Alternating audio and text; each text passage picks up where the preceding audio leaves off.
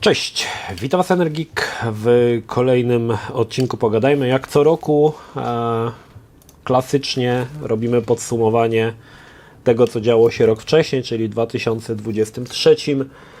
No i 10 gier, które w tym roku grało mi się najlepiej. Powiem Wam, że tak patrzyłem sobie na tą listę tych tytułów, które skończyłem i tak naprawdę jest tylko jeden nowy tytuł. To pokazuje, jakim stanie jest aktualnie branża gier wideo, że głównie stawia się na remake'i, kolejne części, natomiast nowe IP, nowe formaty, nowe gry, nowe pomysły pojawiają się niestety bardzo, bardzo rzadko i w mojej liście jest tylko jedna taka gra. I tak się zastanawiam, czy było ich więcej z tych tytułów, które skończyłem, ale chyba nie.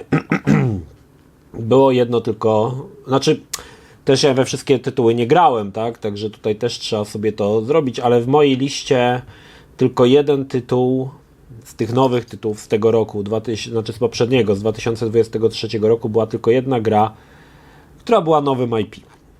Jeżeli chodzi o listę gier skończonych, w 2023 ukończyłem 63 tytuły. Lista jest, zazwyczaj wrzucam ją na Facebooka. Oczywiście to są wszystkie gry, nie tylko nowe, ale też jakieś tam retro gry, w które grałem, także wszystkie te tytuły, które udało mi się do tej pory skończyć. No gorzej niż w zeszłym roku, bo w zeszłym roku miałem 72 tytuły, gorzej jeszcze niż w 2021, gdzie miałem 79 tytułów. No i gorzej niż w 2020, w którym miałem równe 100 tytułów, ale wynika to troszkę z tego, że coraz więcej czasu zajmuje mi przygotowanie tych wszystkich materiałów, dlatego też mniej tych gier kończę, ale i tak uważam, że jest to całkiem niezły wynik i tutaj chciałem podkreślić to, że są to tytuły, które skończyłem, bo w które zagrałem, a nie skończyłem, na pewno jest o wiele, wiele więcej. Listę jak zwykle będziecie mogli sobie obejrzeć na Facebooku. Czekajcie, kamerę sobie jakoś inaczej ustawię. Dobra, 10 tytułów z tego roku. Na 10. miejscu, nie znaczy, że to, znaczy od 10 będziemy tak szli do miejsca pierwszego, czyli w co mi się grało najlepiej ze wszystkich tytułów. Na 10. miejscu dałem Horizon Call of the Mountain z kilku powodów. Była to zapowiedź nowej technologii przygotowanej przez Sony, czyli PlayStation VR 2, która rozbudzała jakieś nasze nadzieje, jakieś nasze oczekiwania względem drugiego VR-a i faktycznie Call of the Mountain był tytułem, który miał sprzedawać PlayStation VR, bo on był ogólnie mega dobry, bardzo ładny. I cóż, stało się jak się stało. Po tak naprawdę Horizonie nic takiego dużego już na VR-a nie wyszło. Pomijam Rezydenty z tego względu, że Rezydenty owszem pojawiły się na VR-ach, ale nie jest to tytuł oryginalnie robiony pod VR-a, tylko dodatek do samych dużych gier, aczkolwiek muszę przyznać, że Rezydenty na VR-a to jedna z lepszych rzeczy, która na PlayStation VR 2 tak naprawdę się pojawiła. No ale Horizon Call of the Mountain dlatego, że spełnił oczekiwania przede wszystkim, to raz. Dawał nadzieję na to, że będzie więcej takich gier i to były niestety płonne nadzieje, które się nie spełniły, ale faktycznie jako pierwsza gra na PlayStation VR zrobiła swoje, że tak powiem. Nie jest to gra idealna, za dużo w mojej opinii tam było wspinania, za mało takiego powiedzmy mięsa, ale faktycznie pod kątem interakcji, takiego poczucia przestrzeni i tego, jak ta gra wygląda, no to żaden inny tytuł nie może się na PlayStation VR 2 z Horizonem równać. Nawet Rezydenty, które są świetne gameplayowo, ale pod kątem oprawy niestety nie mają startu do Horizona, gdzie przygotowano grę naprawdę pod tym kątem naprawdę niesamowicie ładną. Na 9. miejscu, jeszcze wspomnę, bo w sumie tutaj powiem Wam, że miałem zagwozdkę jeszcze na to 10. miejsce, bo chciałem jakąś jednak grę na PlayStation VR 2 wrzucić i zdecydowałem się na Horizona, aczkolwiek zastanawiałem się jeszcze nad Seventh Guestem VR-em. Gra, która może nie jest jakoś super ładna, ale sprawiała mi naprawdę niesamowitą frajdę, po części dlatego, że czułem ten retro klimat starego Seventh Guesta, który był jedną z pierwszych gier, jaką odpaliłem na CD-ROMie wiele lat temu. I choć gra technologicznie nie ma startu do Horizona, naprawdę był to tytuł, którym świetnie się bawiłem, aczkolwiek zdecydowałem jednak na Horizona z tego względu, że jest on taką troszkę wizytówką PlayStation VR, natomiast Seventh Guest jest tytułem, można powiedzieć, w miarę niszowym, który faktycznie osoby, które pamiętają oryginalną grę, będą się przy tym świetnie bawić, natomiast nowi gracze mogą czuć pewien niedosyt, aczkolwiek jest tam kilka bardzo fajnych technologii, jak na przykład to, że aktorów filmowano w 360 stopniach i niby są aktorzy, ale nie są to płaskie postacie wycięte z filmu, tylko są oni trójwymiarowi. To jest naprawdę fajny pomysł, fajny patent i chyba pierwszy raz coś takiego widziałem na VR-ze. Także też tutaj jakaś tam technologia nowa była, aczkolwiek powiedzmy sobie szczerze, to fajna odskocznia, ale nie taki pełnokrwisty, znaczy jest to pełnokrwisty tytuł na VR-a tak naprawdę, ale nie jest to aż tak duży tytuł jak Horizon, także podejrzewam, że jednak wielu z Was nie grało w Seventh Guesta i w sumie nie ma się co dziwić. Na 9. miejscu pierwszy remake i tych remake'ów będzie kilka. Dead Space remake, który jest takim, można powiedzieć, w miarę wiernym remake'iem oryginalnego Dead Space'a, aczkolwiek twórcy pozwolili sobie dorzucić tam kilka rzeczy, które troszkę rozwijały samą rozgrywkę. Powiem tak, mi Dead Space ogólnie oryginalny się podobał, więc tutaj remake Dead Space'a, mając tak dobry materiał wejściowy, ciężko było to spieprzyć, nie? I sama gra wyszła naprawdę świetna. I powiem tak, ja bawiłem się naprawdę przy Dead Space'ie fenomenalnie. Jest to taki powiew starych gier singlowych, bez wciskania wszędzie multiplayera, mikropłatności. Taka typowa, solidna gra singlowa, aczkolwiek musimy sobie jednak tutaj postawić pewną informację, musimy gdzieś tam zamieścić, że jest to jednak remake, który wyszedł w mojej opinii naprawdę świetnie. Jeżeli nie mieliście okazji zagrać w Dead Space'a, na przykład graliście w oryginalnego, a wahacie się, czy zagrać w remake, mogę z czystym sumieniem polecić. Naprawdę remake został wykonany świetnie i jest to naprawdę dobra gra. Znaczy nie straciła nic ze swojego klimatu, nie straciła nie jest archaiczna, pomimo tego, że gra jest mocno podobna do tego, co było w oryginale. Tam różnią się niuanse, na przykład poruszanie się w pomieszczeniach bez grawitacji, to jednak i tak okazuje się, że sam materiał jest na tyle był mocarny, że zrobienie tego remake'u w zasadzie 1:1, jako poprawienie oprawy sprawiło, że i tak ta gra się dobrze.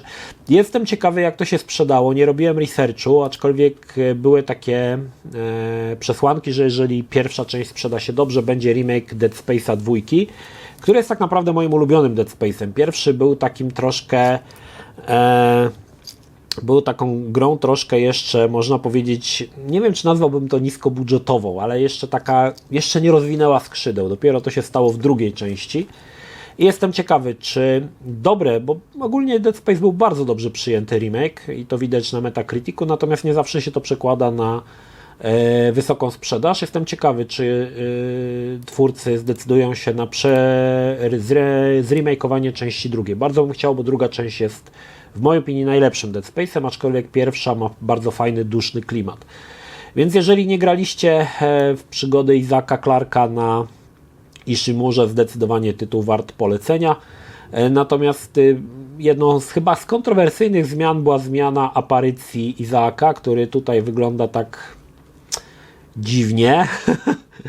Aczkolwiek wolałem chyba aparycję z oryginalnego Dead Space'a. Tutaj troszkę tego gościa pozmieniali i niekoniecznie wszystkim się to jakoś tam podobało, aczkolwiek jest to niewielka cena za to, żeby zagrać w naprawdę bardzo fajną grę, taki fajny horror w przestrzeni kosmicznej. Nadal bardzo fajnie broni się rozgrywką. Na 8. miejscu może to być dosyć kontrowersyjne. Star Wars Jedi Survivor.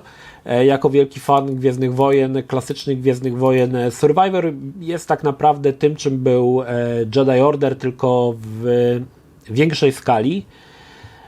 I uważam, że to sama ta przygoda, świat przedstawiony bardzo fajnie wyszło. Nadal mamy tutaj takie delikatne elementy souls-like'owe, między innymi właśnie w walce. Na pewno gra jest bardziej rozległa, bardziej epicka, dzieje się więcej, mamy nowe możliwości, to wszystko wyszło super. Natomiast no niestety podobnie jak i Jedi Survivor, gra troszkę rozczarowuje techniczną stroną, nie działa to za dobrze, aczkolwiek ja grałem na PlayStation 5 i szczerze mówiąc nie pamiętam, ale faktycznie rozdzielczość w tej grze, która jest, grałem w trybie wydajności, dynamiczna rozdzielczość czasami masakrycznie zjeżdżała w dół, natomiast sama rozgrywka, sama gra wydaje mi się, że była naprawdę świetna. Dobry było też dobry balans pomiędzy walką a całą tą wspinaczką i takimi jakby zręcznościowymi elementami i uważam, że dobrze ten tytuł wyszedł, dobrze. Z tego co wiem, ma to być trylogia, więc trzecia część pojawi się, nie wiem jeszcze jaki będzie tytuł, ale ma się pojawić i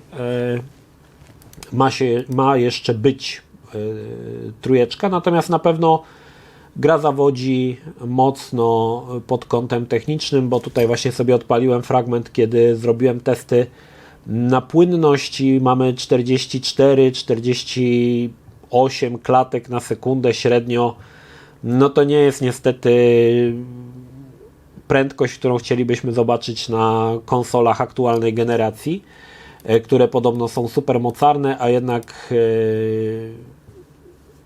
Jedi Survivor no mocno w tej materii tutaj niestety zawiódł. Ale jeżeli się przymknie na to oko i pewnie nie wiem, czy się pojawiły jakieś patche, bo to jest też ciekawostka, bo poprzednia część Jedi Order, pomimo że jakiś tam czas upłynął od premiery, oni nigdy tej gry nie załatali. Nie wiem dlaczego. Jestem ciekawy, czy tutaj się to zmieniło, bo niestety nie odpalałem już tej gry po ukończeniu. Jestem ciekawy, czy zmieniło się to w kwestii naprawy płynności i ta gra działa lepiej. Natomiast jeżeli lubicie klasyczne Gwiezdne Wojny, czyli klasycznych szturmowców, scout trooperów i tak dalej, to myślę, że gra jest zdecydowanie dla Was, bo jest tutaj ten powiew starych, dobrych Gwiezdnych Wojen George'a Lucasa, chociaż pojawiają się też pewne elementy z epizodów 1-3, które jeszcze jestem w stanie przełknąć, ale całe szczęście nie ma tutaj gniotów od Disneya, także ogólnie jestem osobą, która Gwiezdne Wojny od Disneya całkowicie neguje niestety. Wiem, że niektórzy mogą się nie zgodzić, ale niestety ja tak mam. Dla mnie Gwiezdne Wojny to tylko epizody 4-6. Akceptuję 1-3, ale nie znaczy, że lubię, po prostu je akceptuję, ale całkowicie nie akceptuję epizodów 7-9, także nawet chyba 9 koniec końców nigdy nie obejrzałem, bo już nie miałem na to siły. Natomiast sama gra wypada bardzo fajnie i dla fanów Gwiezdnych Wojen zdecydowanie tytuł, w który powinni zagrać. Dobra gra z ładną oprawą, z dużym światem, z dużymi lokacjami. Wreszcie gra ma taki bardziej, można powiedzieć, taki klasyczny, otwarty świat, gdzie możemy naprawdę poruszać się po dużych obszarach, używając do tego, nie wiem jak te stwory się nazywały, takie jakieś dwunożne rumaki, na których można było się przemieszczać w dalsze tereny i uważam, że gra wyszła naprawdę bardzo, bardzo dobra, polecam. Na siódmym miejscu znalazł się Dead Island 2. Powiem Wam szczerze, że nie byłem nigdy super fanem serii Dead Island. Grałem w jedynkę, grałem w Riptide, graliśmy w Escape na streamie, pamiętacie? Słynne plech. Ale powiem Wam, że Dead Island 2 zaskoczył mnie swoją... Może nawet i powiedziałbym oprawą, bo naprawdę grafika w grze, oprawa była ładna, rozgrywka była świetna, dziabanie, rozwalanie zombie wyjątkowo krwawe i bardzo dobrze mi się w to grało. I choć gra, jeżeli chodzi o gameplayowo, nie jest jakoś specjalnie rozbudowana, bo to nadal to samo, ale faktycznie przeniesienie akcji gdzieś tam w rejony, nie wiem, Florydy, Miami było bardzo dobrym pomysłem. Dzięki temu mamy bardzo fajne lokacje, ogromne jakieś haciendy, plaże i to wszystko sprawiło, że gra się w to naprawdę dobrze, jest taki fajny, wakacyjny klimat. Bardzo dobrze wypadły zombiaki, które naprawdę rozwalanie ich w tych ciosach kończących jest niesamowicie krwawe i dla osób, które lubią taką rozgrywkę, zdecydowanie tytuł na plus. Chyba jeden z zarzutów, które mógłbym powiedzieć, to, że w którymś momencie gra zaczyna troszkę nużyć, ale dzieje się to pod sam koniec gry, kiedy wiesz, że już nic nowego troszkę Cię nie czeka. Natomiast wiem, że pojawił się dodatek, w który niestety nie grałem, ale bym chętnie sobie zagrał. Bym powrócił sobie do Dead Island, bo naprawdę bardzo dobrze przy tej grze się bawiłem i chyba taki bardziej tytuł trochę nastawiony na taką szaloną trochę rozgrywkę niż na poważny klimat, ale naprawdę w mojej opinii dobrze wyszedł ten remake, działa to płynnie, jest bardzo ładna oprawa, no i przede wszystkim chmary zębiaków, których można tutaj eliminować. No ponownie mamy kilku bohaterów do wyboru. W zasadzie chyba tam sama fabuła się nie różni, niezależnie kogo wybierzesz, natomiast wygrywa gra przede wszystkim fajnym klimatem takim wakacyjnym, gdzie wszystko się dzieje właśnie w jakichś tam nadmorskich kurortach i to jest w mojej opinii spoko. Mamy tam, odwiedzamy studio filmowe też, no cała masa przeróżnych zombie, tutaj też zombie grubasy na przykład są. Bardzo, bardzo spoko. I jeżeli szukacie takiej troszkę takiej siekaniny, troszkę takiej niezobowiązującej, to Dead Island idealnie się nadaje. Jest to chyba jedna z najkrwawszych gier w 2023, jaka się pojawiła, a przy tym taka przyjemna w rozgrywce, może tak bym to nazwał. Nie mogę powiedzieć, że jest to gra wybitna, bo jest to tak naprawdę ten sam Dead Island, który znamy, tylko oparty o nowe technologie, które po prostu sprawiają, że sama ta gra wygląda lepiej, ale to jest ten klasyczny Dead Island, którego kojarzycie, natomiast no tutaj wydaje mi się, że lokacja dużo robi roboty, znaczy miejscówki robią dużą robotę, jeżeli chodzi o samą rozgrywkę i samo dziabanie i rozwalanie zombie. Także uważam, że Dead Island, jeżeli nie graliście, zdecydowanie polecam. Bardzo fajny tytuł. Ja sobie tutaj patrzę, bo ja sobie odpalam zazwyczaj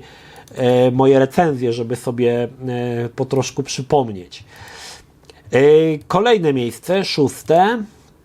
Spider-Man 2. Spider-Man 2, którego głównym zarzutem jest to, że nie ma w nim absolutnie nic nowego, że jest to gra, która tak naprawdę jest Spider-Manem 1, tylko na PlayStation 5. Trudno się z tym nie zgodzić. Faktycznie nowości w Spider-Manie 2 zbyt wiele nie ma. Tak naprawdę ma się wrażenie czasami, że to jest tylko delcek do Spider-Mana 1, ale wydaje mi się, że jest to troszkę stwierdzenie krzywdzące dla Spider-Mana, bo jest jednak tutaj kilka ciekawych elementów. Czasami są to niewielkie elementy, na przykład samo to szybowanie, ale sama rozgrywka, gra jest o wiele bardziej epicka. Mamy 2 Spider-Manów, bo jeszcze jest Miles Morales. Sama historia Cravena, który przybywa do Nowego Jorku zapolować tam Sorki. I widać, że Insomniac dobrze się czuje w tworzeniu Spidermana i zdecydowanie jest to najlepsza gra o Człowieku Pająku, jaka powstała do tej pory i pewnie dopóki Insomniac nie zrobi trzeciej odsłony, nic lepszego ze Spidermanem nie powstanie. Natomiast, no cóż, no sama rozgrywka jest bardzo podobna do pierwszego Spidermana, sama walka jest bardzo podobna. Twórcy oczywiście starali się tutaj wpleść jakieś elementy, które by troszkę rozruszały rozgrywkę. Między innymi mamy wspomnienia młodego Parkera, mamy tam takie krótkie epizody, kiedy jeździmy na rowerze i tak dalej. Natomiast to, co mi w grze przeszkadzało, to, że ona na siłę stara się być poprawna politycznie i na przykład wciskanie jakiejś tutaj ekologii, to mnie strasznie raziło w tej grze i strasznie mnie to irytowało, bo w zasadzie nie ma to żadnego znaczenia, a tutaj jakieś tam, wiecie, jeżdżenie na jakimś rowerze elektrycznym, takie tam pierdoły, to w ogóle można było się tego pozbyć, bo to jakby nie wpływa na nic tak naprawdę, tylko jest taką trochę zapchaj dziurą i no mnie to irytowało, tak? Mnie to irytowało, aczkolwiek rozumiem, że Insomniac chciało być proekologiczne i tylko że odpalamy nadal Spidermana, który na konsoli, która pobiera sporo prądu, także ta ekologia tutaj tak średnio. Mogliby dodawać jeszcze specjalną wersję na pedały, że musisz pedałować, żeby Spiderman działał. Niemniej, dobra gra uważam, nadal się to, pomimo że jest bardzo podobna do części pierwszej, nadal się gra w to dobrze. Walka jest dynamiczna, wydaje mi się, że nawet szybsza niż w części pierwszej w Milesie Moralesie. Pomysł z 2 Spidermanami również fajny, bo każdy z bohaterów ma swoje moce, aczkolwiek no tutaj powiedzmy sobie szczerze, twórcy też nie mieli zbyt dużej roboty, bo po prostu połączyli Milesa Moralesa z dodatku i ze Spider-Manem z pierwszej części, więc wydaje się, że gra jest też większa, bo mamy nową dzielnicę, ale tak naprawdę ta dzielnica nie jest nowa, bo ona się wcześniej pojawiła w chyba Milesie Moralesie, także to jest troszkę takie połączenie pierwszej części dodatku i zrobienie części drugiej z dorzuceniem nowej fabuły. Niestety wielu graczy nie dało się na to nabrać i zauważyło to rozwiązanie, ale i tak uważam, że gra jest spoko, chociaż w mojej opinii niepotrzebnie uproszczono rozgrywkę. Tam wycięto część quick time eventsów z misji kontekstowych, jakichś tam, znaczy misji losowych, po to, żeby gra była bardziej dynamiczna i prostsza. W mojej opinii niesłusznie mogli to zostawić, no ale okej, no wycięli, trudno. Teraz się zastanawiam, czy w Milesie Moralesie była ta dodatkowa, chyba nie było. Nie było chyba był Nowy Jork, dawno grałem, także już nie pamiętam, chyba nie było, chyba faktycznie w drugiej części dodali te nowe dzielnice, ich w Milesie Moralesie nie było, jeżeli tak, to przepraszam, bo już szczerze mówiąc nie pamiętam Milesa Moralesa, bo już grałem w to kilka dobrych lat temu, natomiast sama rozgrywka spoko i same, można powiedzieć, że czasami kosmetyczne zmiany, na przykład właśnie ten motyw z szybowaniem okazał się strzałem w dziesiątkę, dzięki temu bardzo szybko można się poruszać po lokacjach i to jest bardzo fajnym pomysłem było według mnie. Natomiast sama rozgrywka, znaczy też mam wrażenie, że Spider-Man jest taki bardzo grzeczny. Ja się wychowałem na Spider-Manach z lat 90., czyli z komiksów, które pojawiały się w wydawnictwie TM Semik i jestem przyzwyczajony, że wiecie, Spider-Man to też ciemne zaułki Nowego Jorku, dragi, jakieś brutalne morderstwa tam też się zdarzały, a tutaj Spider-Man jest bardzo taki grzeczny, bardzo taki gładki i w pewien sposób można powiedzieć spokojny, nie ma tutaj miejsca na jakiś, wiecie, walkę z narkotykami jakimiś, że tam albo ktoś komuś tam, nie wiem, chce kosę w żebro wsadzić gdzieś tam w jakimś ciemnym zaułku. Tutaj jest jakieś takie bardziej grzeczne. Nie wiem, czy macie to, no bo to muszą się wypowiedzieć osoby, które faktycznie też wychowały się na tych Spider-Manach z TM Semika i musieliby stwierdzić, czy faktycznie to jest taki trochę Netflixowy Spider-Man. Komiksowy Spider-Man to był Spider-Man Davida Finchera, natomiast ten to taki trochę Netflix, Spider-Man Netflix, taki bardzo grzeczny, ułożony, gładki, wszystko jest tam przyjemne, ekologiczne, kolorowe, ładne. Zdaję sobie sprawę, że też zmieniła się koncepcja pewnie przez lata w samym Spider-Manie, w samym komiksie. Ja niestety nie śledzę tego i nie wiem, pewnie tak. Pewnie te komiksy faktycznie są też bardziej takie jak właśnie growy Spider-Man, aczkolwiek miałem wrażenie, że brakuje mi trochę tego brudu, syfu i takiego prawdziwego Nowego Jorku z menelami, z lumpami, którego często się w telewizji nie widzi, ale możecie znaleźć go chociażby na YouTubie, nie? Także nie wiem, czy wiecie o czym w ogóle tutaj bredzę, natomiast uważam, że sama rozgrywka bardzo spoko, aczkolwiek za bardzo w mojej opinii wygładzona i za bardzo grzeczna, tak bym to nazwał. Natomiast polecam, jeżeli nie graliście, zdecydowanie tytuł wart sprawdzenia. Miejsce 5, dobrze pamiętam, 10, 9, 8, 7, 6, 5.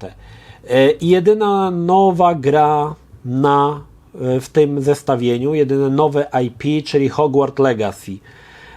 Były z tym ciekawe zamieszanie z całe Hogwarts Legacy.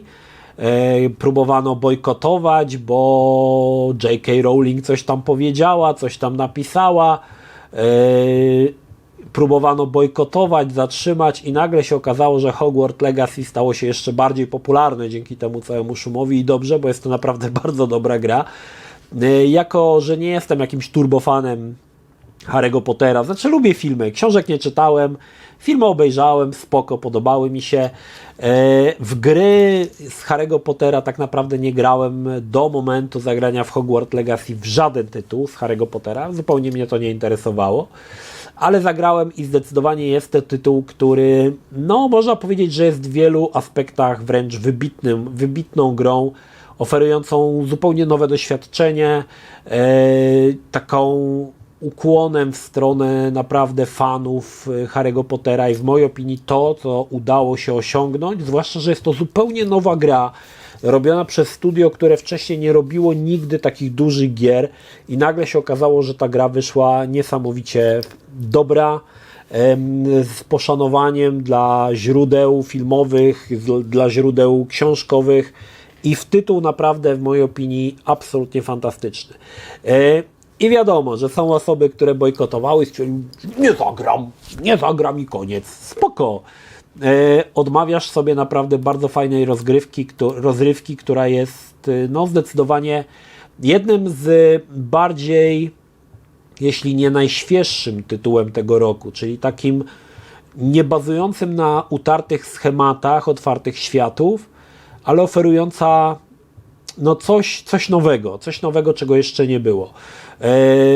Wiem, że oczywiście grałem na PlayStation 5, ale potem pojawiły się też wersja na Switcha, której nie miałem okazji zerknąć, ale faktycznie na Switcha ta gra wcale źle nie wygląda. Jak na możliwości Switcha, to co widziałem na trailerach, no to wygląda to naprawdę dobrze. Natomiast wersję na PlayStation 5, którą grałem, no naprawdę bardzo dobrze mi się w to grało, bardzo dobrze. Możliwość latania na miotle, czarowania, mnóstwo takich fajnych smaczków ukrytych w samym Hogwarcie. No jest to tytuł, który zdecydowanie wybija się ponad to i zdecydowanie pewnie byłby to jeden z kandydatów do gry roku dla mnie. Aczkolwiek niestety grą roku zostanie tytuł, który wielu się ze mną pewnie nie zgodzi, ale wygrała troszkę w tym wypadku nostalgia do oryginalnej wersji i Hogwarts Legacy no tak w połowie. Nie jest to oczywiście tytuł średni, bo dla mnie jest to gra absolutnie wybitna, aczkolwiek wydaje mi się, że gdybym był fanem Harry'ego Pottera, takim turbofanem, myślę, że to mogłaby być dla mnie gra roku, bo bym z niej wyciągnął więcej. Nie będąc zaznajomiony z całym uniwersum Harry'ego Pottera, pewnie nie wyciągnąłem z Hogwarts Legacy tyle, ile bym mógł. Dlatego w połowie stawki Hogwarts się znalazł dokładnie. Aczkolwiek mówię, jeżeli wy znacie Harry'ego Pottera, lubicie, czytaliście książki, oglądacie filmy, jesteście turbo fanami, oglądaliście te wszystkie tam, nie wiem, inne poboczne jakieś serie, to na pewno z gry wyciągniecie więcej i pewnie dla was będzie to tytuł, który będzie mocnym kandydatem do gry roku. I ja się z tym absolutnie zgadzam. Tutaj raczej to wynika z tego, że moja trochę ignorancja w kwestii Harry'ego Pottera wynika, że ten tytuł nie pojawił się gdzieś tam wyżej. No dobra, pierwsza czwóreczka. Pierwszą czwóreczkę otwiera tytuł, którego właśnie szukam. Jest to Final Fantasy XVI. Powiem tak, Final Fantasy to tytuł, seria, której sobie nie odmawiam od części 7. Wszystkie gry, wersje singlowe ogrywam i z wielką uwagą śledzę, co tam się dzieje w całym tym uniwersum Final Fantasowym. 16 to troszkę taki powrót gry do takich mocno średniowiecznych klimatów, tak bym to nazwał. Ostatni raz chyba to było w 12, o ile dobrze pamiętam, gdzie nie mieliśmy jakichś pistoletów, turbo zaawansowanych technologii, tylko właśnie był taki mocno średniowieczny klimat. Po części mam wrażenie, że ten świat z Final Fantasy jest troszkę inspirowany tym, że bardzo popularne stały się takie światy za sprawą gier Souls-like'owych i Final Fantasy wydaje mi się, że troszkę stara się uszczknąć z popularności tych światów. Dlatego mamy tutaj mocno taki właśnie świat, no powiedzmy średniowieczny. Oprawa może nie jest jakaś super, bo niestety Final Fantasy muszę przyznać tutaj, że wydaje mi się, że wygląda gorzej niż 7 remake. Mógłby wyglądać lepiej, ale sama rozgrywka, walka, niesamowicie epickie pojedynki, nie pamiętam, Eidonów, Samonów, tak to nazwę, tak? To jest coś naprawdę niesamowitego, bo pojedynki Samonów, chociaż wyreżyserowane, no są jednym z fajniejszych rzeczy. Natomiast to, co mnie irytowało w Final Fantasy, bo jest to jednak, powiedzmy sobie szczerze, duża gra dopracowana, takie oczko w głowie trochę Square Enix, to, że gra jest czasami jakaś turbo schematyczna i są tutaj zagrywki, które owszem mogłyby się zdarzyć w grze RPG, ale powiedzmy w początku wieku, czyli wiecie, jak coś komuś dajemy, to filmujemy do pasa i pokazujemy, że ręka się rusza. Jest to pokazane.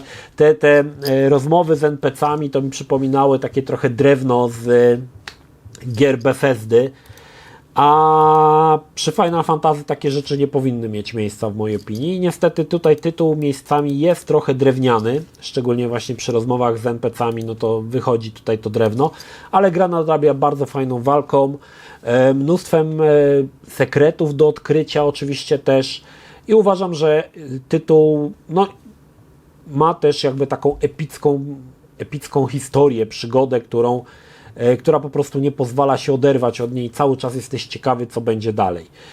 Natomiast no, sama rozgrywka,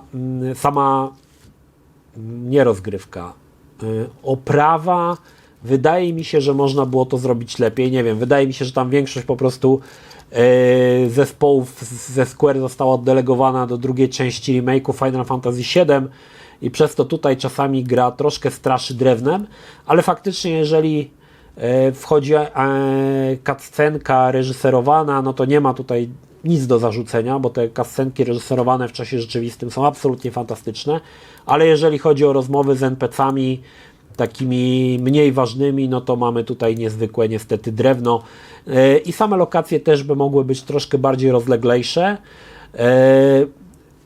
Powiem tak, jeżeli chodzi o oprawę, jeżeli szukacie gry z fajną oprawą, to tutaj Hogwarts Legacy bije na głowę Final Fantasy XVI, ale bardziej mi się... Tutaj też wygrywa troszkę Final Fantasy wygrywa też troszkę moje przywiązanie do serii, do marki i taka siła nostalgii związana właśnie z samym Final Fantasy, z samą serią. I wydaje mi się, że to tutaj przeświadczyło, że Final Fantasy jest wyżej niż Hogwarts Legacy, aczkolwiek no dużo rzeczy wydaje mi się, że Final Fantasy można by było poprawić, aczkolwiek no mechanicznie gra jest naprawdę dobra, jest wyśmienita, tyle mogę powiedzieć. Nie mam tu się do czego przyczepić, natomiast no pod kątem oprawy wydaje mi się, że mogło być sporo lepiej. No dobra. Pierwszą trójkę otwiera. Myślę, że gra, która Wiecie, że musiała się w tym zestawieniu znaleźć, tylko zastanawiałem się, która część. Mówię oczywiście o Yakuzie, bo w 2023 wyszły dwie Yakuzy. Wyszedł remake Ishina i wyszedł Like a Dragon Gaiden The Man Who Erased His Name. Pomimo mojej wielkiego uwielbienia dla feudalnej Japonii i gier dziejących się w feudalnej Japonii, wybrałem jednak Like a Dragon Gaiden.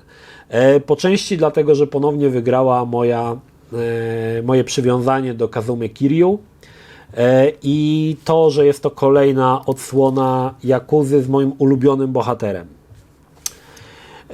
Gra, która była zapowiedziana jako tytuł krótszy, mniejszy, o wiele mniejszy, bo na ten wielki tytuł zagramy dopiero w tym roku i będzie to Like a Dragon Infinity Wealth, czyli część 8 Yakuzy, która teraz będzie się nazywała Like a Dragon, ale ja cały czas używam tej starej nomenklatury, bo już się do niej przyzwyczaiłem, więc dla mnie to zawsze będzie Yakuza, niezależnie jak oni sobie ją nazwą.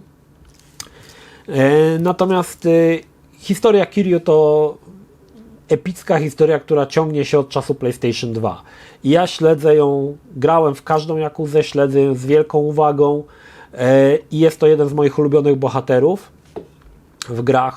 Obok Snake'a to faktycznie Kazuma Kiryu jest jeden z moich ulubionych bohaterów i nawet ostatnio się zastanawiałem, czy sobie figurki nie kupić i sobie gdzieś nie postawić autentycznie, bo bardzo lubię Kazumę Kiryu, może tak.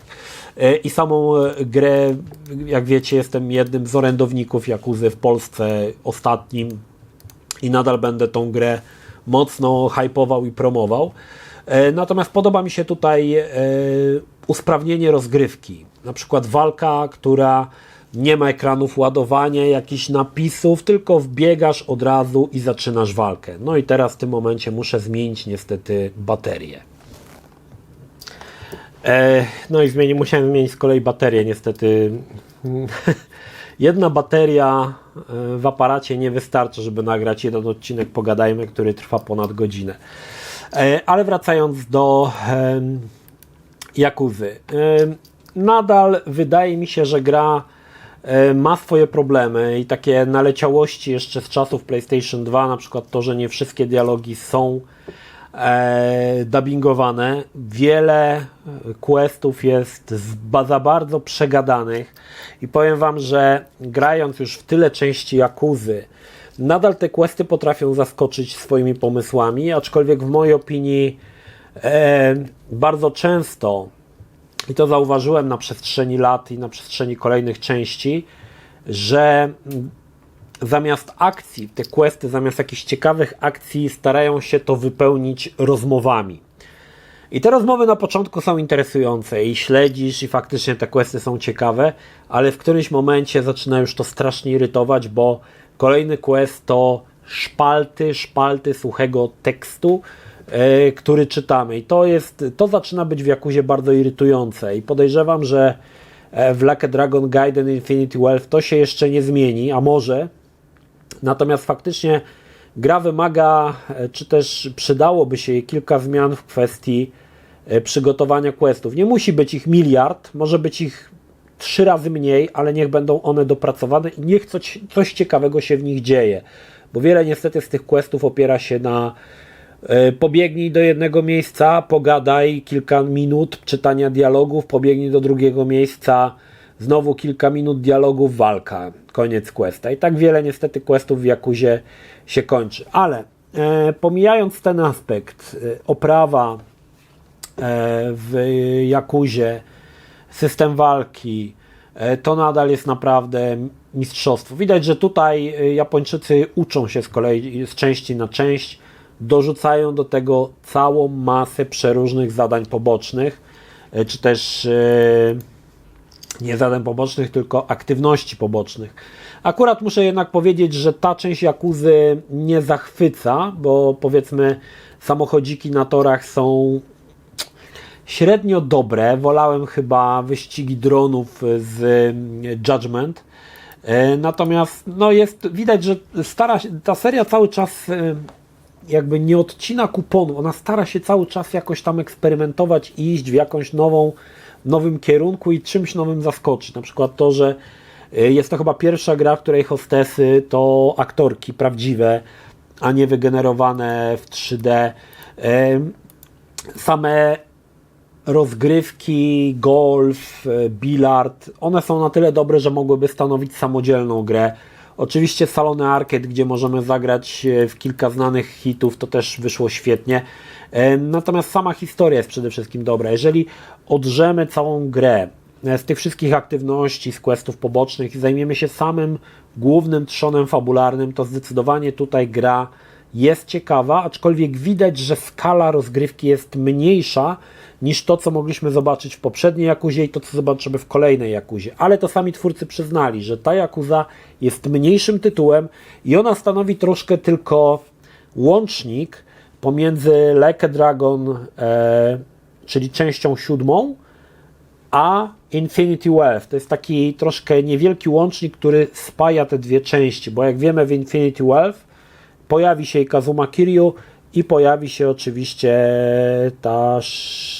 Tashiban i będą ci dwaj bohaterowie tam występować. Zresztą, jeżeli skończyliście Like a Dragon Gaiden, mieliście okazję zagrać w 2 naprawdę długie dema Infinity Wealth, gdzie mogliśmy pobiegać po rozległym Honolulu i zobaczyć, czym będzie część 8. Widać, że Japończycy są tak pewni części 8, że dali naprawdę rozległe demo, które można pozwiedzać i widać, że ta gra będzie naprawdę duża. Pewnie największą będzie to częścią Jakuzy, która do tej pory się pokazała na rynku. Niemniej polecam, wiem, że wielu z Was przekonało się do Jakuzy, jest nas coraz więcej, ale wciąż za mało, wciąż musi być nas więcej, dlatego tutaj staram się promować Jakuzę.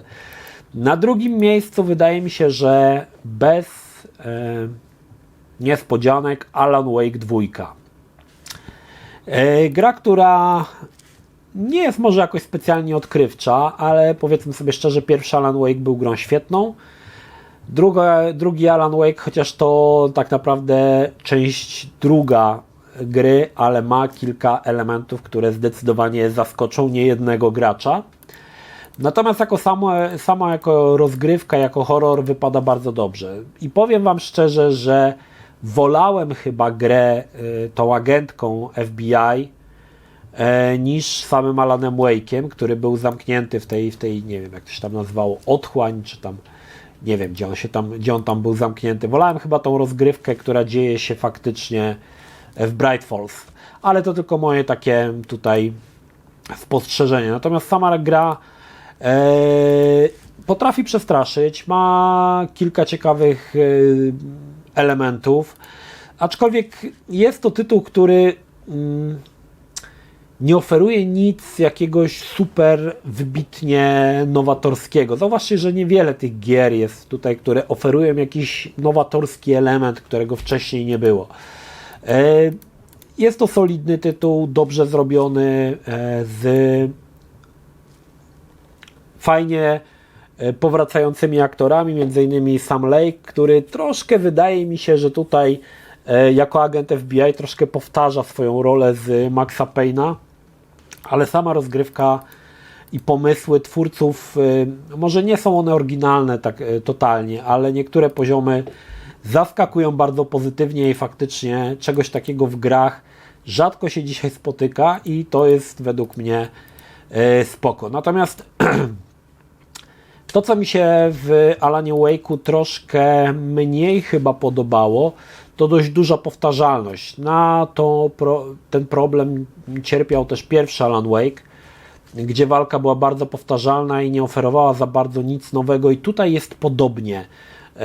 Sama ta walka, znaczy gra ma jakieś tam dodatkowe elementy, jakieś odszukiwanie skrytek i tak dalej, ale jest bardzo powtarzalna. W zasadzie przez całą grę robimy to samo. Walka na początku z latarką, poświeć latarką, zastrzel, poświeć latarką, zastrzel. I choć twórcy, tak jak mówię, starali się wpleść jakieś elementy, które troszkę rozbudują tą powtarzalność, czy też zaburzą tą powtarzalność, jest tych elementów według mnie zbyt mało. Natomiast jako kolejna część Alana Wake'a wypadło bardzo dobrze. Ciekawy jestem, czy powstanie kolejny Alan Wake, bardzo bym chciał. Natomiast jest tutaj pewna taka prawda, jeżeli chodzi o Remedy, o studio, które robiło Alana Wake'a, że oni nie robią słabych gier. Każda gra kolejna od czasu, znaczy no tamten pierwszy tytuł to ok, bo tam chyba Death Rally to nie był dobry tytuł, ale to mało kto w to grał, ale odkąd zaczęli wydawać takie powiedzmy wysokobudżetowe tytuły, każdy z tych tytułów faktycznie jest przemyślany i rzadko się zdarzają, znaczy nie zdarzają się gry słabe, może tak. W mojej opinii, jak wiecie, nie lubię Control, ale jestem odosobniony w tej materii i wiem, że Control jest lubiany przez wielu graczy, natomiast mi się za bardzo nie podobał. Natomiast są gry, do których lubię bardzo wracać, chociażby do Quantum Break, które uważam, że jest świetnym tytułem i jeżeli chodzi o filmowość, a Remedy stara się robić te gry bardzo filmowe i są bardziej filmowe od gier Supermassive i od każdej innej gry, która chce być filmowa. Remedy robi to w mojej opinii najlepiej. No to nie ma tutaj jakby konkurencji w tej materii. Nie? Są to najbardziej filmowe gry, jakie są dostępne aktualnie na rynku i nie ma tutaj co do tego żadnych wątpliwości. No i pierwsze miejsce. Pewnie będzie ono dość kontrowersyjne, ale to moja lista i mogę w niej wrzucić co chcę. Resident Evil 4 Remake. I wielu graczy dajesz, a nawet nie ma polskich napisów. Okej, są ludzie, którym przeszkadza brak polskich napisów. Ja jestem osobą, której akurat brak polskich napisów nie przeszkadza. Natomiast to, co robi Capcom od kilku lat tak naprawdę, zasługuje na uznanie, bo remake'i Residenta 2, Residenta 3, teraz remake części 4, Resident 8, potem obydwa dodatki do 7, 8 i 4, to aż 3 dodatki na VR-a. To naprawdę są rzeczy, które zasługują na uznanie. I to, co Capcom zrobił z Residentem 4, no naprawdę zrobił to dobrze. I powiem tak, spodziewałem się tego, że zrobi to dobrze, z tego względu, że w poprzednich remake'ach Resident Evil 2 i 3 przenieśli te gry doskonale. I owszem, niektórzy powiedzą, że trójka wyszła słabo. Wyszła słabo, bo część trzecia Residenta klasyczna była słaba. Wiemy, że to była gra robiona po kosztach, z niskim budżetem, nie z takim wysokim budżetem jak z Resident Evil 2. I oryginał był po prostu słaby, więc i remake też wyszedł średni, albo i można powiedzieć miejscami kiepski. Natomiast 4 dla wielu graczy, oryginalna 4, to jedna z najlepszych gier, jaka powstała i ona na Metacriticu, jeżeli spojrzymy, ma bardzo wysokie oceny. Chyba ta wersja z Wii albo z GameCube'a ma najwyższe oceny, więc mając taki materiał wejściowy, bardzo ciężko to zepsuć. Ale Capcom nie poszedł łatwą ścieżką, czyli po prostu zróbmy kolejny remake, troszkę dajmy nową oprawę i tak dalej. Wiele elementów zostało zmienionych, dodano możliwość w pewnych momentach taki złudę, powiedzmy, otwartego świata. Bardzo dużo rzeczy zostało zmienionych i choć nadal jest to Resident Evil 4, no to gra się w to trochę inaczej niż w klasycznego Residenta, no w zależności na czym graliście, czy na PlayStation 2, czy na PC, czy na GameCube, Wii, nie wiem na ilu tych gra pojawiła się jeszcze, czekajcie, na czym jeszcze, na Oculusie się pojawiła wersja VR i uważam, że to, co zrobił Capcom i to, co robi od lat, w mojej opinii zasługuje na uznanie. Zawsze uważałem, że Capcom jest firmą, która doi graczy, ale ostatnio wydaje mi się, że troszkę się starają zmienić to postrzeganie swojej firmy. No i tutaj Resident Evil 4 też ma dodatkowy dodatek, który przemawia na plus, czyli możliwość dodania rozgrywki VR-owej. Jeżeli oglądaliście moją ostatnią recenzję w tym roku, która była, dobrze mówię, ostatnia recenzja w zeszłym roku, 2023, to była właśnie to recenzja Resident Evil 4 Remake w wersji VR, którą skończyłem całą i powiem Wam, że wcześniej kończyłem 7, kończyłem 8 na VR-ze i rozgrywka na VR-ze jest zupełnie innym doświadczeniem niż granie w klasyczne odsłony na padzie.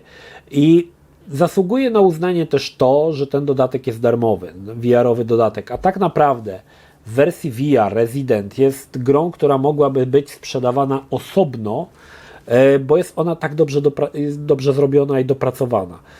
To nie jest, wrzućmy po prostu możliwość patrzenia z oczu i tyle. Tam jest dużo zmian, które bardzo pozytywnie wpływają na rozgrywkę w hełmie i to jest naprawdę według mnie też godne uznania, że znaczy podejrzewam, że tutaj jest, tak jak mówiłem w recenzji, stoi za tym naprawdę tłusty czek od PlayStation, żeby faktycznie te gry były ekskluzywne na VR-a.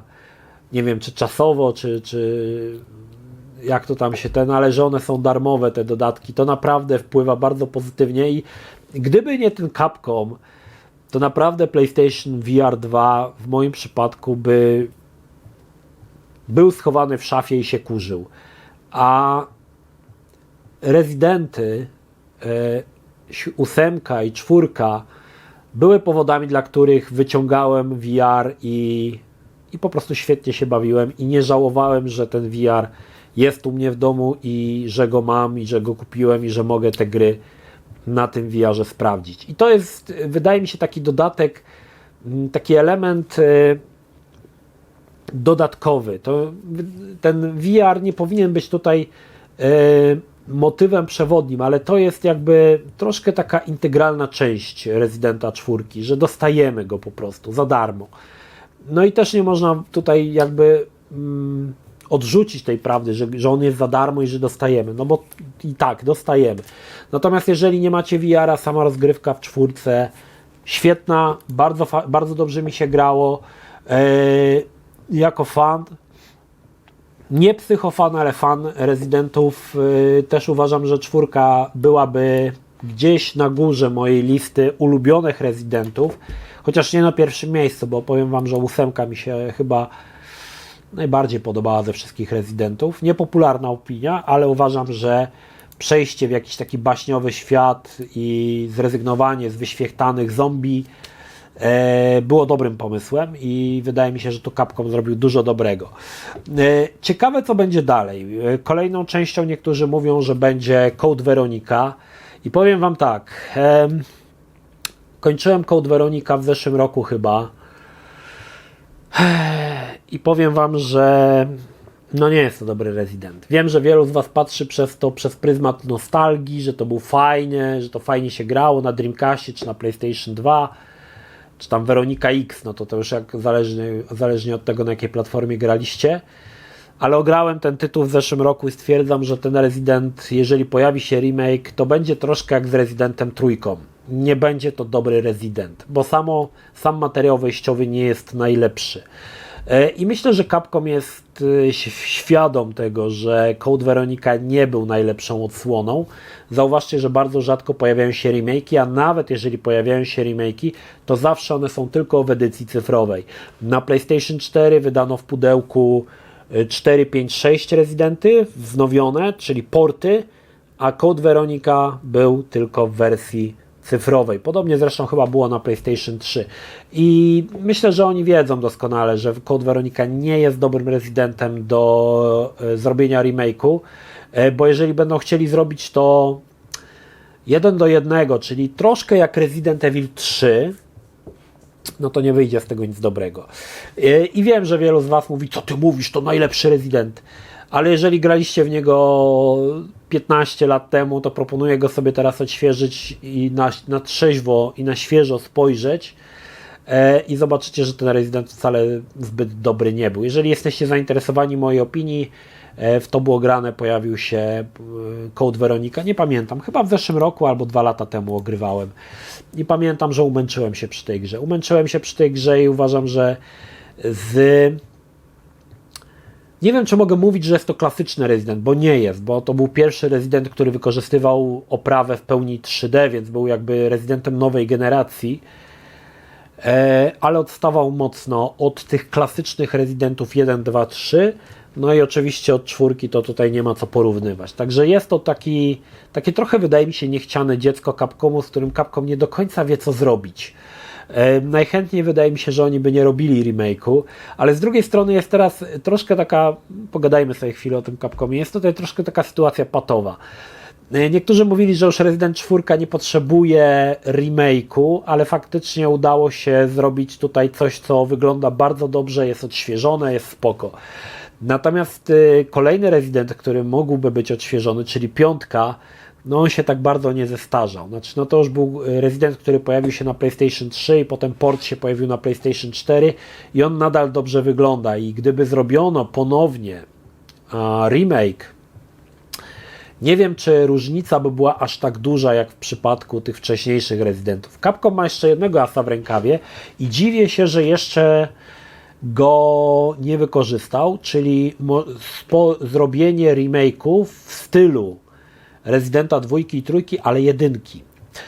Myślę, że to by było fajnym pomysłem, aczkolwiek Resident Evil 1 to jest taka gra, w której brakuje troszkę epickości. To jest gra bardzo taka nie wiem, jak to nazwać, intymna może, tak? Resident 2 już miał, wiecie, że się wychodziło na zewnątrz Raccoon City, miało się poczucie tego miasta, natomiast 1 dzieje się tylko i wyłącznie w rezydencji samej, ale myślę, że Capcom myśli o tym i myślę, że wielu z Was, fanów Residentów, chciałoby zobaczyć w tej formie Residenta 1, bo tam materiał wejściowy jest dobry, więc ciężko by było to zepsuć, aczkolwiek, no tak jak mówię, brakowałoby tej epickości. Myślę, że to jest dla Capcomu problemem, że po bombastycznym Rezydencie 2, 3, 4 remake Rezydenta 1 wydawałby się troszkę krokiem wstecz. Aczkolwiek myślę, że hardkorowi fani chętnie by zobaczyli. Ja zresztą kiedyś żeśmy rozmawiali chyba na streamie o tym, że zastanawiałem się, dlaczego nie wzięli się za Rezydenta 1, który również mógłby być świetnie, pokazał to Rezydent 2, że można przenieść w tryb trzecioosobowy tego klasycznego Rezydenta z tymi wszystkimi zagadkami i to jest dobre. I z 1 mogłoby być podobnie. No zobaczymy, jaki będzie ruch Capcomu. Natomiast Resident Evil 4 jest zdecydowanie gra, którą najlepiej się bawiłem w 2023 roku, ale mówię tutaj o zbiorczej grze, czyli o klasycznej rozgrywce, jak i rozgrywce na PlayStation VR 2. Patrzę na te dwie tak naprawdę osobne tytuły jako jednej spójnej całości i jakby jednej grze, którą dostajemy w pakiecie, tak? W wersji VR i zwykłej. No jak dla mnie najlepsza gra w 2023, dla mnie najlepiej się bawiłem przy Rezydencie i no i cóż. Tak wygląda moje top 10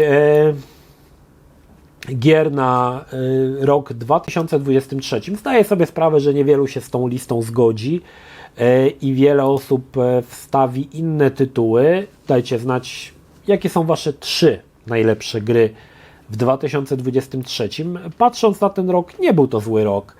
Było kilka dobrych tytułów, dostaliśmy jeszcze niewspomnianego w tej liście, nie wiem, System Shock Remake, który nie był zły, był całkiem w porządku. Był Assassin's Creed Mirage, przy którym również bawiłem się świetnie. Był Ghost Runner 2, również całkiem niezła gra. Zdarzyło się też, to jest w ogóle ciekawe, że w tym roku mieliśmy dosyć dużo krapów. Był Gollum, był King Kong, Walking Dead Destiny. Jednym z takich większych krapów, o którym ja w sumie nie mówiłem, mało kto pamięta, bo mało kto w to zagrał, jest Flashback 2. Zobaczcie na Metacriticu, co tam się dzieje. Także było trochę krapów i widać, że tych krapów chyba jest więcej z roku na rok, takie mam wrażenie, że pojawia się ich coraz więcej. Ale z tytułów, których jeszcze nie wspomniałem, a które były fajne. Remake Layers of Fear bardzo mi się podobał. Goblins 5, którego wsparłem na Kickstarterze, również świetny tytuł. Mortal Kombat 1, który również gra, która mi się bardzo podobała. Forza Motorsport, w której spędziłem też masę czasu i uważam, że to jest są naprawdę fajne wyścigi, które no mnie przekonały, znaczy zrobił to tak naprawdę ostatni Gran Turismo, ale dzięki Gran Turismo przekonałem się też do Forcy Motorsport. Także było troszkę tych ciekawych tytułów, na których nie znalazło się miejsce w tej liście, ale były to gry, które wydaje mi się warto znać. O, był Redfall jeszcze z krapu, właśnie, a propos, już wiele osób zapomniało, ale Redfall był, którego nadal tam próbują łatać, dodawać, ale to niestety chyba z góry skazane jest na porażkę, bo samo założenie tej gry było złe, więc dla niektórych krapem był też Starfield. Dla tych, którym zapłacono za recenzję, to gra roku. Dla tych, których nie zapłacono, to krap. Także jestem ja, który nie recenzowałem, więc nie wiecie, czy krap, czy nie. Ale nie grałem w Starfielda w tym roku, przyznaję. Trochę nie miałem czasu. Dostałem zbyt późno kod i już inne tytuły mnie pochłonęły z nowszych. O, mieliśmy jeszcze dodatek do Cyberpunka, Phantom Liberty. Również mógł się znaleźć tutaj na tej liście, ale nie znalazł się tylko dlatego, że to nie był dodatek standalone, tylko wymagał jednak podstawki Cyberpunka, dlatego się tutaj nie znalazł, ale Phantom Liberty naprawdę fantastyczny dodatek, polecam wszystkim, którzy nie grali. No i widać, że ten Cyberpunk nareszcie po tych latach łatek, patchy zaczyna być tym Cyberpunkiem, którego chyba chciało CD Projekt, do którego CD Projekt dążyło od samego początku. Dlatego jeżeli nie graliście jeszcze w Cyberpunka, to jest dobry moment, żeby w Cyberpunka zagrać, bo jest to zupełnie teraz inna gra niż była na premierę, naprawdę, a Phantom Liberty dodatek wypadł naprawdę wyśmienicie. Niektórzy uważają, że lepszy od podstawki. Nie wiem, ale jest bardzo dobry, bardzo dobry. Faktycznie to już zauważyłem w CD Projekcie, że oni robią lepsze dodatki od samych podstawek. Tak było w Wiedźminie Trójce, bo i Serca z Kamienia, i Krew i Wino. No Krew i Wino chyba najfajniejszy dodatek, ale były to dodatki, które były lepsze niż sama podstawka. I tak wydaje mi się, że dla niektórych też jest z Cyberpunkiem, że dodatek jest lepszy niż podstawka. Także było trochę tych tytułów w tym roku dobrych, z takich słabszych gier jeszcze Immortals of Aveum. Nie była to totalnie zła gra, ale poza tym, że była ona na Unrealu 5, to nie za wiele miała do zaoferowania, ale było to w miarę ok, można było w to zagrać. Był jeszcze SpongeBob SquarePants, The Cosmic Shake. Grałem, w całego przeszedłem, nawet dobrze się bawiłem, bo z Oliwierem żeśmy grali. Także też tutaj jakieś takie tytuły z VR-a. Był jeszcze Tales from the Galaxy Edge, gra, która pojawiła się wcześniej na Oculusie, pojawiła się na PlayStation VR 2. Też niezły tytuł. Znaczy na VR-a taki do zagrania, ale nie umywa się ani do Horizona, ani do wersji VR-owych Residentów, także no trochę tych tytułów się pojawiło, słuchajcie.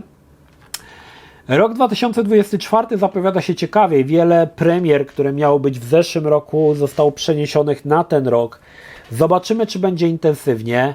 Ja patrząc na końcówkę roku, bo dla mnie końcówka roku jest najbardziej intensywna, jeżeli chodzi o ogrywanie tych wszystkich gier, bo tych premier się wtedy spiętrza, jest ich bardzo dużo. Był o wiele spokojniejszy niż zeszły rok, a zeszły rok był spokojniejszy niż rok jeszcze poprzedni, także jest to coraz bardziej stonowane, wydaje mi się. Nie wiem, czy to jest pokłosie trochę tego COVID-u, ale mam nadzieję, że rok 2024 przyniesie nam wiele fajnych tytułów, czego Wam życzę i sobie, i że będziemy mieli w co grać i będę miał pod koniec roku, czy tam na początku 2025 roku problem, żeby wybrać 10 gier, bo będzie ich aż tak dużo dobrych gier, że będę miał problem, żeby wybrać 10, które zamieścić właśnie w tej liście. Niemniej, dajcie znać, jakie są Wasze najlepsze 3 gry 2023 roku, bo jestem ciekaw. O, jeszcze Robocop był, a propos. Wiele osób się nie zgadza z moją recenzją Robocopa, ale ja swoje zdanie podtrzymuję. Także dajcie znać, jakie gry podobały Wam się w tym 2023, a ja może zrobię taki materiał, na co czekam w 2024 roku, bo w sumie nigdy czegoś takiego nie robiłem, ale może to jest dobry pomysł, żeby nagrać film o moich oczekiwaniach względem tytułów, które pojawią się w tym roku, bo to też może być w miarę chyba ciekawe. jeżeli przyjrzymy się liście gier, która w tym roku ma wyjść, a jest ona naprawdę imponująca. To tyle. Pozdrawiam Was, Energik. Trzymajcie się. Do następnego. Cześć.